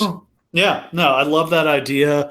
Like, every Rumble, I always try to come up with, like, who could do that sort of thing this time, and never really happens. Because like that's just such a mega push for the Steiners because they're some of your top stars right now. Absolutely, and your heavyweight division isn't hot, so maybe you should try to push the tag division and see if you can get something going there. Yeah.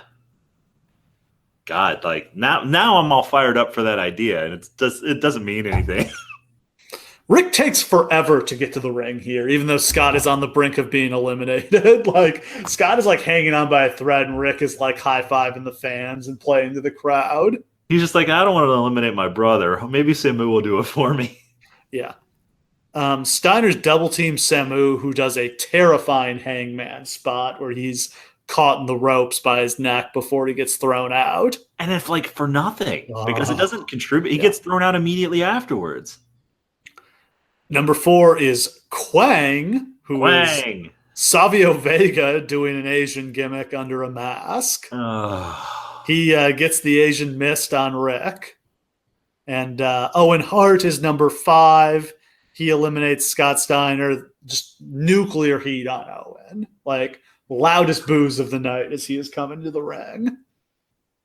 I forget. Is he still in the ring when Bret gets in? He's not, right? I think he's gone by then. I get that you can't have them touch in this match. So you can't have them come out at like number 30 and get the nuclear heat. But this seems early. Yeah. Yeah. Billy Gunn is number 6. Diesel is number 7, and business is about to pick up. Oh, God, Diesel cleans house, throws out Bart Gunn, Scott, Owen, and Quang. Ring is cleared. Diesel is the king of the mountain. And, like, this is my favorite part in any Rumble that does this. The moment where it's just one guy in the ring, and you're just waiting to see who he's going to get. Yeah. And the entire crowd is standing, waiting to see who's coming down next. And we've never seen anything like this. Hogan never just threw out the whole fucking field. Like, nobody did this. No, not like this. I think Flair cleared out the ring in 92, but he was, like, laying there passed out. And then Piper came out, which is a great moment. That it's Piper out next after Flair has survived and cleared the ring. But Diesel's still pretty new. And like this is nobody's ever gotten a push like this in a Rumble. He's destroying fuckers. No, and like the only guy to get a push like this since I feel Kane and Reigns, I guess, are the 2 guys they've done this with. But like Reigns didn't clear out the ring and hold it. He just had a ton of eliminations. Kane did clear out the ring. Yeah, Kane is clearly the version of this that they did, which is so weird because they weren't really pushing Kane like this. No, it was just a one-night thing. That was going to be the story. Which was awesome. Yeah. I mean, they did all sorts of like comedy angles with Kane too. Yeah. Like that was Honky Tonk Man. Drew Carey. Oh, the fucking best. So yeah, Diesel is standing there in the ring, soaking in the cheers. Number 8, former WWF champion Bob Backlund. He lasted an hour the previous year. Here, he can't last 60 seconds with this animal. Diesel throws him out. Awesome. Yeah. Number 9, Billy Gunn, lasts 15 seconds before Diesel throws him out. And like the crowd is going wild now. And they're feeding him some like really unlikable shitheads too. Yeah. No, but this is when the crowd is like feeling it. Like the crowd is on their feet chanting Diesel. Because this is something special. Like I can't reiterate, like We've never seen this before. No one has ever been this dominant in WWE before. Like we're so numb to this now because like every 2 years somebody's the new beast and they kill everybody. This didn't happen. Like even guys who like were being built for Hogan didn't murder half the roster. Even Taker hadn't done this. He's thrown out 1, 2, 3, 4, 5, 6 guys in like 2 minutes at this point. And just like effortlessly, just like, nope, you suck. He hasn't even broken a sweat. He's just standing there. Man. We go backstage to see Tenryu and Kabuki attacking Lex Luger. This is actually a question I have. I don't know that the live crowd saw this, which I don't think they did. Is a problem for, I think, like, maybe this helps explain why Luger didn't sell it. That's a continuity issue, but also I think it would have been much better for Luger if he had had this sympathy. They may have played it on the screen, and that might be why, like Diesel's just standing in the ring. They just show it so they have something to watch while they wait. Yeah. I mean, it didn't feel like we heard a crowd reaction to this. Maybe they just didn't care. Yeah, that could be it too.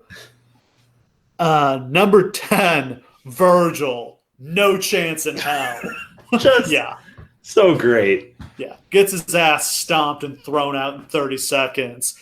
Diesel, Diesel, Diesel. And then this is the most important moment. Yes. Like in all of the times that they do this, the most important moment is when you send in the credible guy to stop the streak. Like when they did it with the Nexus, they send in Booker T. And it was like such a fart noise. Like, oh, it's Booker T. Yeah. Who fights off the whole Nexus. And then Cena came out and eliminated all of them, which was awful. Yeah. And in the Kane one, it's the Undertaker, but then they join forces and it's awesome. And then Hurricane comes out. Yes. And then what? It's like Austin who comes out and like breaks the streak. Oh, Rock. It's Rock. Okay, there it is. Okay. Yeah, Rock comes in early, and when Kane's cleared the ring, it's Rock who comes out, and the pop is just enormous. Yeah. So you got to get somebody in there who the fans are like, oh, shit, it's real now. And here they only had one guy. Macho Man Randy Savage is number 11, and holy shit, do we have a showdown here. And the fans are buzzing because now it's somebody real. Can he survive? And that's the thing. It's not, can he eliminate Diesel? Because no man is going to do that on his own. It's, can he last 90 seconds to get some backup here? And it's great. When they get in there, like, that's a match we never got either. Nope, never happened. Fucking stupid, because this is an obvious one.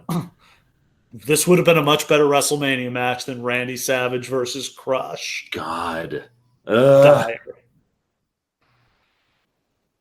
Savage lasts the 90 seconds. Jeff Jarrett comes in number 12. Fuck. And Savage fucks up and eliminates him. No, you got to team up. Fight the beast.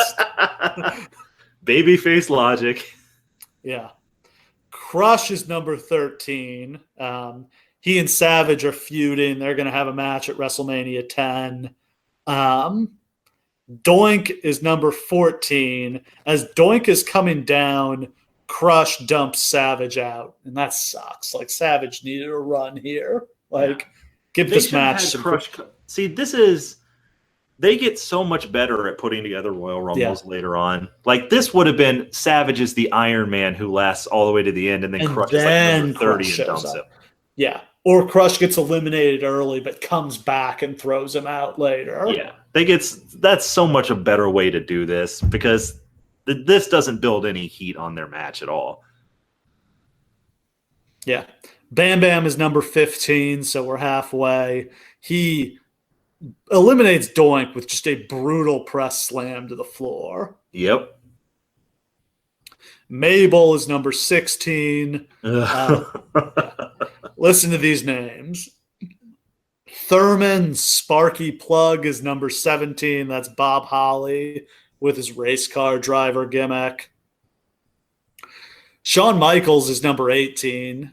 Him and Diesel tease a confrontation, but that distraction allows everyone to gang up on Diesel and eliminate him, and Shawn does nothing to stop that. Which, I mean... Shithead Shawn. It's not like Shawn wants to have any of that smoke. I mean, it makes sense. Yeah. And Shawn's kind of our Iron Man tonight. Yeah, he probably has the longest run of it. Although Diesel was in there Diesel was, I guess, wasn't forever, but Diesel was in for 15 minutes there. Actually, I'm looking at the times. Apparently, Bam Bam stays in the longest by like a minute. Not very notably. But Michael's the one who runs all the way to the end. Yeah. Mo from Men on a Mission is number 19. Greg Valentine is number 20. This is a one-off appearance for him. Tatanka is 21. Ring is starting to fill up. 22 is Great Kabuki. Everyone gangs up on Mabel and eliminates him. Number 23 is Lex Luger. He gets a nice pop. Nothing special, nothing overwhelming, like nothing that says this is the guy. Yeah. And as I pointed out before, like does not sell that he got a beating backstage at all. Like, no, and like the ring is literally full of people, almost all of whom are heels. No friends of Luger's in the ring. He should have been like limping to the ring like, oh my God, here we go. I got to beat up 10 guys. Instead, he just kind of trots in. Yep. Yeah. All right. Starts throwing some punches. Just jogging out. Luger throws out Kabuki. Tenryu is number 24. No one enters at number 25. McMahon surmises that this must have been Bret's spot. Rick Martel is number 26. And then number 27 is Bret to a huge pop as he limps to the ring. Oh, God, yeah. And, like, this is such a hero thing. Like, Bret plays this perfectly. It's like, there's no way he could possibly compete in this match. Yeah, he can barely walk, but he's still going to fight. God, he looks like such a fucking star here. Yeah, and like I said, this is the difference between Bret Hart and Lex Luger. Like, Bret Hart knows how to do pro wrestling in a way that Lex Luger doesn't. And it's such a fundamental thing. Like, selling makes you look like a star. It makes you the focus. It makes you feel vulnerable and interesting. And no selling just makes you look like a dickhead. Isn't the difference between a babyface and a heel that a babyface struggles and a heel has things handed to them? Absolutely. A heel takes the shortcuts, whereas the babyface goes the hard way. And so when the babyface wins, they earned it. Yeah. I don't think Lex Luger understood that. No. Lex Luger doesn't earn a goddamn thing. No, that is the problem. Lex Luger has not struggled in his entire life, has he? No. That's why I really feel like the WrestleMania match should have been between Bret and Luger, because Luger's the heel in all of this. It's a great deal. This is the biggest thing. Luger never should have turned babyface. They never should have done this All-American push. Narcissist Lex Luger was a great character. Fuck yes. It would have been a star. Him and Bret would have been a good rival. Narcissist Lex Luger absolutely could have been the world champion. There's a whole different timeline here where things work out way better. Yeah, if Bret Hart was born in the United States of America and Lex Luger was born in Canada, that's exactly what would have happened. Ironically, Bret Hart is an American citizen by birth. His mom's from New York. Oh my God, American flag waving Bret Hart is a thing that we could have gotten. It doesn't sound that crazy. It really doesn't. Fatu is number 28. Crush gets ganged up on and he gets eliminated. Marty Jannetty is number 29. Him and Shawn fight and the crowd goes wild for that. Hell yeah. Yeah. Is this the first time they laid hands on each other since? No, Marty beat him for the Intercontinental title. Right, but I mean since that. Since that? Yeah, because Marty got fired for the millionth time. Yeah. I don't know if that was the cop punching or what got him that time. Because this is before the Raw match, so this is the first the time they touched since the feud. No, this is after the Raw match. Oh, is it? That was back in the spring of '93. Oh, never mind. Yeah, it was before King of the Ring. But yeah, Marty, I don't know if he's just coming back, but Marty was gone for a while there, as I'm remembering. Yeah. His many departures from our normative behavior standards. Oh boy. Adam Bomb is the final entrant at number 30. Ring is really crowded. There's 15 guys in there, which I never like when there's that many guys at the end, because you're inevitably going to just have this moment where suddenly everybody gets eliminated, and it's not very entertaining. No, and then they don't I prefer for everyone to sort of have their elimination be like a moment for them. Yeah. Like when a bunch of people go out, you don't even know who's going out. Yeah. Sparky Plug gets dumped. Vince announces that the empty spot was Bastion Booger, who ate too much and had a stomach ache. It's hard to believe this company's business was on a downward slide at this point. You're fucking kidding me. Come on, man. You can't do better than that. It's just Vince's sense of humor. That's what Vince loves. Yep.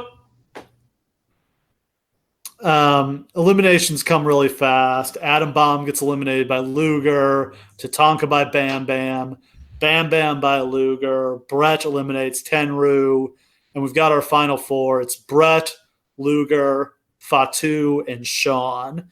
It always feels like in the early years of the Rumble, like of the final four, three of them would be stars, then the fourth guy would be kind of just a random guy, which I kind of dig because it makes it feel more real that like some random guy just like had a good draw and lasted until the end. Oh yeah, I've always liked that. And like they do that a lot of times. Like I think in 2001 it's famously like Rock, Kane, Austin and Perfect. Yeah. It just like random ass dude gets in there. It's great. No, that's 2002 with Perfect. I think it's Billy Gunn in 2001. It's Billy Gunn. That's right. The one Billy Gunn. The one.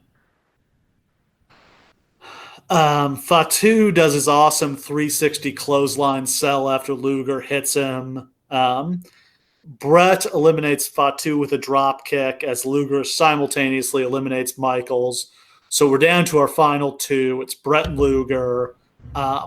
This is a super quick finale here. Like they're only in the ring together for like 30 seconds, and I think it's to protect Luger because the crowd is clearly going to cheer Bret over Luger here. Oh God, yes. Yeah, like in the 30 seconds they're facing off, the crowd's entirely behind Bret. Because Bret's actually selling. Yes. Luger's a foot taller than him. Yeah. It just makes 60 pounds heavier. More of an underdog. So Luger goes to suplex Bret out of the ring. They both tumble over the top rope to the floor. Looks like they timed it pretty well here. They hit each other. They hit the ground at about the same time. Like they show it from various angles. There isn't an angle that exposes this. Yeah. I mean, I hate to just say that this was all Bret because it takes two people to do this, but it's pretty remarkable how well they pulled this off. Yeah. And apparently they didn't even practice it that day. That's impressive. They literally just went for it in the main event. Just do it. We'll do it live. With fucking Luger. That just seems irresponsible. Yeah, actually, now that you mention it. So they do the test. Yeah. First, they announce Luger as the winner, and they play his music, and it's a mix of cheers and boos. And then they play Bret's music and announce him as the winner, and it's a huge pop. 100% cheers. Yep. They raise Luger's arm, and the crowd boos. They raise Bret's arm, and the crowd cheers. Like, can't have a more blatant test than this. Like, no question what they're doing here. And this is a little bit far side, but like it always fascinates me that they accidentally have the same situation happen with Batista and Cena later on. Where it's an accident and they're just stalling for time trying to figure out what to do. So, but part of the stall for time is they're like, well, fuck it. Let's just do the test and see what they do. And they both get huge cheers. Yeah. And they're like, both shit. over. Yeah. Yeah. These are our guys. So yeah, we go off the air without a clear winner. It would be announced that Bret and Luger, co-won the Rumble. Both their feet hit the ground at the same time. So they would both receive WrestleMania title matches. And that would go down at WrestleMania 10, which we will be covering soon this year as part of our WrestleMania anthology. So we'll see how that played out. But overall, a strong show. Like, just you can see a path to a good product here, where if they just cut out some of the weirdness, if they cut out the Lex Luger All-American babyface push, if they give the Undertaker a more grounded character without some of the supernatural shit, they've got a good company going here. Yeah, it really feels like this should have been the show where they were like, you know what? It's Bret. It's Bret forever. Let's just do it with Bret. And they sort of do. Like, it's clear that they understand what they're presented with here. Like, they hear it. They're like, oh, shit. Yeah, they want Bret, huh? But also by the end of this night, it's clear Diesel's going to be the world champion by next WrestleMania. Yeah, if Diesel doesn't get so over, so much changes. Like, they don't rush him into it. They don't. God, that Diesel question is the biggest one, and maybe in wrestling history. Yeah, maybe they don't completely destroy his character when he becomes champion. If they don't try to rush him into that void, and Bret Hart's already the top guy when they start to push Diesel, so much is different. Yeah, but man, it was hard to not go with the guy after what happened here. And if anything, they do take their time. Like, he doesn't get the belt until the end of the year. He doesn't have a match on WrestleMania. He's just managing Shawn there. And it's after WrestleMania they start pushing him. Like, him and Shawn flip roles, and like he's the wrestler and Shawn becomes his manager. Right. And I got to say, after the show, you can't blame him, man. He looks like $1 million. No, this is like Goldberg stuff here. Yeah. Yeah.